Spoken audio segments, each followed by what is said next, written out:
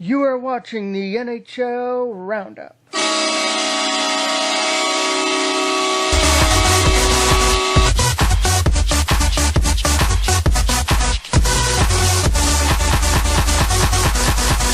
Welcome to the NHL Roundup. I'm Mike Jackman. Getting ready for some Friday night action in the NHL. We're going to start in Toronto, where the Leafs were on a 3-game win streak with wins over the Rangers, Senators, and then that beatdown win against the Bruins 6-1 on Wednesday night. But Friday night would be a different task because they had the powerhouse Pittsburgh Penguins coming to town, and they had their 7-game win streak snapped on Tuesday night with a loss 5-0 to the New York Rangers. So come puck drop Friday night, they were going to be in a foul mood. If the Leafs wanted to continue their win streak, they were going to have to control Pittsburgh's top line, because in my mind, that's the MC Hammer line, because you can't touch them right now. So without further ado, let's head to the Air Canada Centre.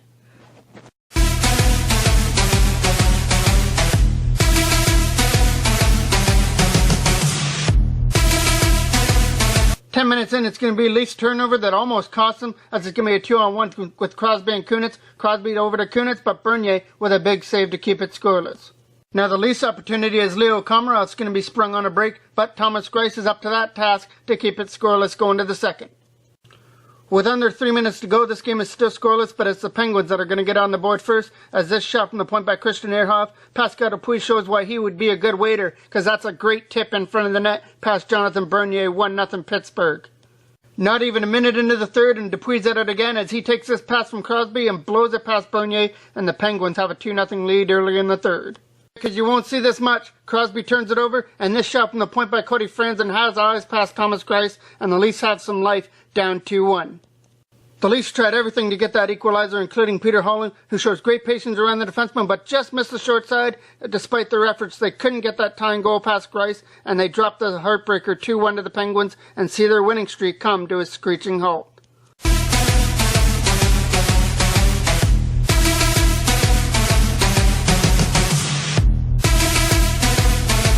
Now we got the Capitals and the Devils. The Capitals are looking for their 4th straight win, but Corey Schneider's on his game early, including 2 big saves off Eric Fair and Joe Wood in front of the net.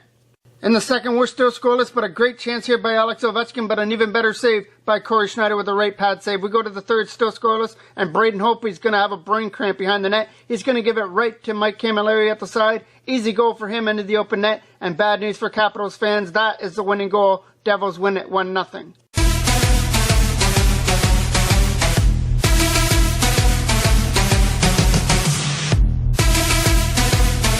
Jackets Philly from Philadelphia. Carlo Koliakovo from the face-off circle shot. Stopped there by Curtis McElhinney. There's nothing cool about that if you're Koliakovo. Now it's a Columbus power play. This shot from the point by James Wisniewski looks like it gets tipped in front. However, the credit goes to Wisniewski for the power play goal. The Blue Jackets don't care who scored it. It's 1-0 Columbus.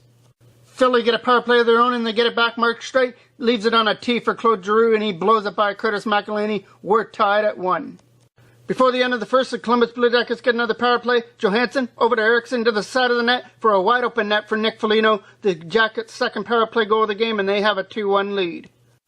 Columbus kept things going as the Flyers turn it over in their own zone. Atkinson in front of the net gets 2 whacks at it, but Steve Mason's there on both attempts, and it's still 2-1. Now it's the Flyers power play in the second period, and Jacob Voracek's the last one to get his stick on it in front of the net. And the Flyers now have their second power play goal of the game, and we're tied at 2. Still second period. This game was a teeter-totter back and forth. Nick Foligno takes a pass here. Nice little toe drag with patience, and then beats Steve Mason. The Blue Jackets have their 3rd lead of the game, 3-2. Penalty trouble all over the place in this one. Ryan Johansson shot stopped by Mason. In front of the net, knocking at the door is James Wisniewski, and he answers with a goal. The 3rd power play goal of the game for the Blue Jackets, and they have a 4-2 lead. Third period, still 4-2 Columbus, and you wouldn't guess, it's another power play for the Flyers this time. Michael Del Zotto tees it up, past McElhinney, the Flyers' 3rd power play goal of the game to make it 4-3.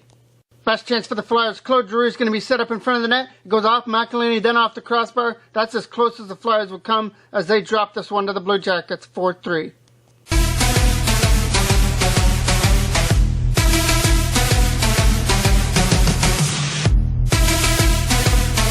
Blackhawks and Red Wings from Detroit. Christopher Stig's in the giving mood because he gives it right to Drew Miller. Crawford bails him out with a save, but there to pick up the rebound is Luke Glendening, 1-0 Detroit. The Blackhawks come right back up with pressure. Marian Hossa finds Patrick Kane going to the net. Jimmy Howard one save, but that wasn't enough. He's got to make two of them to keep his club up 1-0. We go to the second period now, and remember that motto, third time's a charm? Well, it comes into play right here for Patrick Kane as he takes a pass from Taves and then buries it past Jimmy Howard. We're tied at 1.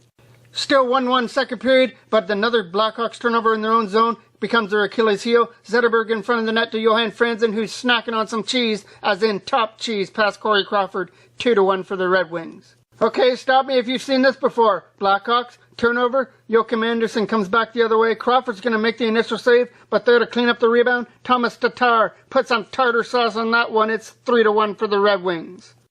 Blackhawks are trying to get back into this one. Trevor Van Riemsdyk's going to be found at the side of the net, but Jimmy Howard's going to be there for the save. Red Wings add one more in that period and win this one 4-1 over the Blackhawks.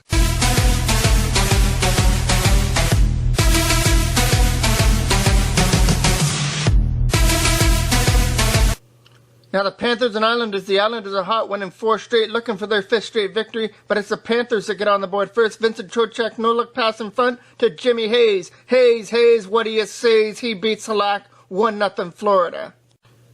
We're going to the second period, still 1-0 for the Panthers, but a costly turnover in their own zone. Okaposo picks it off and then go over to Tavares. Back of the net pass Luongo. We're tied at 1. 5 minutes left to go. Ryan Strome gets in on the act. He's going to go one-on-one with Luongo and outweight him to go top shelf. 2-1 for the Islanders. Panthers come right back though on a power play. Alexander Barkov goes charging to the net, but watch the save by Yaroslav Halak. He uses the back of his neck pinned against the crossbar to keep the puck out. That's what I call saving your neck. Literally. 2-1 Islanders going to the third. And in the third, they increase that lead thanks to Nikolai Kulemin banging home the loose change past Luongo. 3-1 Islanders. But midway through the third, the Panthers power play now. Brian Campbell's shot beats Halak on the power play, and it's 3-2 now for the Islanders. And with under 3 to go, Aaron Ekblad from the point. Halak can't handle that, and the Panthers come back to tie it.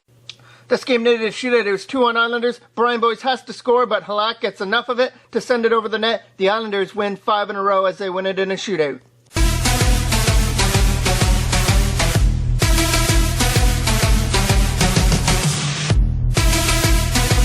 Now the Coyotes and the Canucks for Vancouver. Ryan Miller's never lost to the Coyotes, but what do they say? There's a first time for everything. Under 5 minutes left to go in the first period. Martin Hanzo's shot is going to beat Ryan Miller here to the short side. 1-0 for the Coyotes.